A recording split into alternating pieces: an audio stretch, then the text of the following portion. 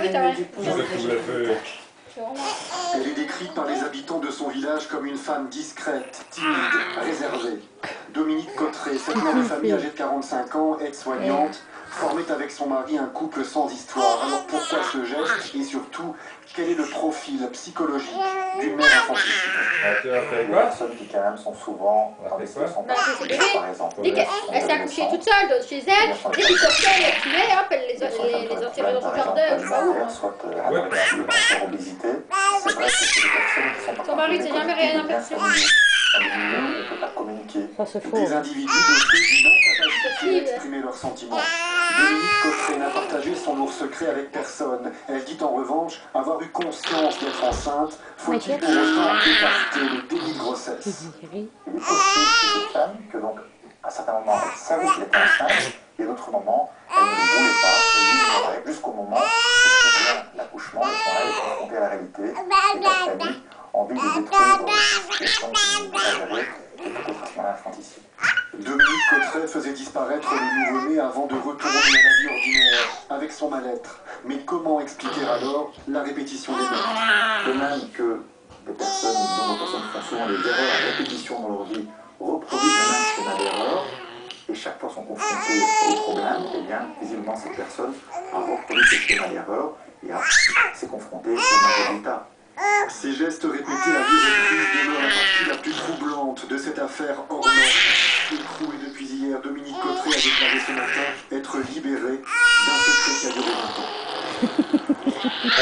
Le 30 juillet, il y a 6 ans, survenait la catastrophe de Guinanguin, catastrophe qui a coûté la vie à 24 personnes. Une explosion a ravagé une partie du site industriel. Aujourd'hui, une cérémonie de souvenir a été célébrée ce matin. Dominique en route sur sa Patrick Je suis passée, mais je crois que son mari dans un jardin qui les a Pour les trouvés. familles, dans le jardin du souvenir, à 2 pas du lieu du drame. Des instants pénibles aussi pour les pompiers d'Ath qui ont perdu 5 hommes le matin du 30 juillet 2004. Chaque année, c'est tous les jours, c'est à chaque fois qu'on sort, on pense. À mon avis, elle fait caca là. On pense aux victimes et c'est une blessure, comme toute blessure, une cicatrice, celle-ci n'est pas sur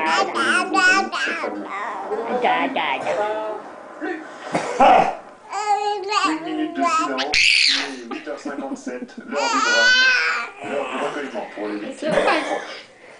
Mais ça fâche, Nénette. Mais ça fâche, Nénette. Et ça permet de se rencontrer, de se comprendre. C'est un vendredi 30 comme... Ça fâche, Nénette. Maman, il y a un petit bout qui n'arrive pas de lancer les balles de l'autre côté. J'ai eu du mal à arriver jusqu'ici. Ben, tu vas la rechercher, tu la rentres. Que le jugement du premier procès n'a pas apaisé. Qui est vraiment responsable? Quand serons-nous indemnisés? Autant de questions toujours en suspens. On se sent désarmé, on est devant un mur, on ne sait pas franchir et on est là, on attend. Et on est encore une fois victime de tout ça. Toujours victime. Il raconte tout pays. 3 des 14 accusés ont été condamnés en février dernier lors du premier jugement. Le procès en appel de la catastrophe s'ouvrira à Mons le 29 novembre prochain. Toujours à ce propos, Dominique Enroth et Patrick Lejuste ont rencontré l'une des victimes de cette catastrophe 6 ans après.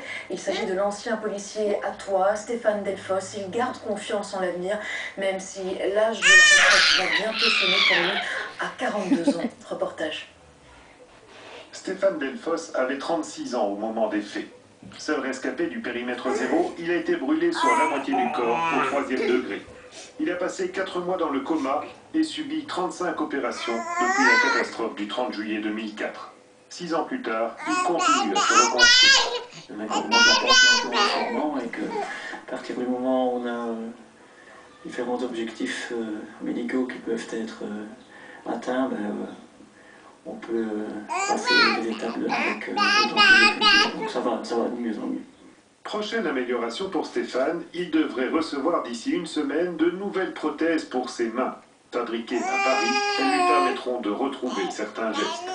Notamment au niveau de la main gauche qui a été particulièrement touchée, pouvoir saisir les objets, enfin tout au moins les tenir et les supporter au creux de la paume de la main, donc c'est déjà ça. Ainsi qu'au niveau de la main droite, il y aura une prothèse d'index et là ça me permettra d'avoir une meilleure prise également. Invalide à 100%, l'ancien policier à toi voit déjà arriver l'âge de la retraite. Elle sera officielle d'ici quelques mois.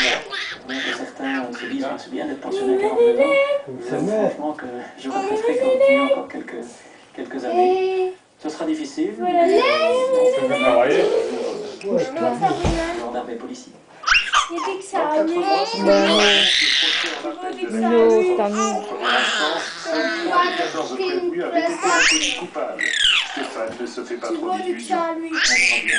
On espère pouvoir apporter les éléments nécessaires à une lecture. Bah nous, c'est une petite équipe, ça. Elle était pas transparente, hein. Âgé de 5 mois, T'attends pour faire ça. Aborder chaque journée avec un maximum d'envie et surtout l'envie de vivre. Quand on a vécu ce genre de choses, ce qui nous obsède, c'est la vie. Quelles sont les habitudes des Belges en vacances? C'est l'une des questions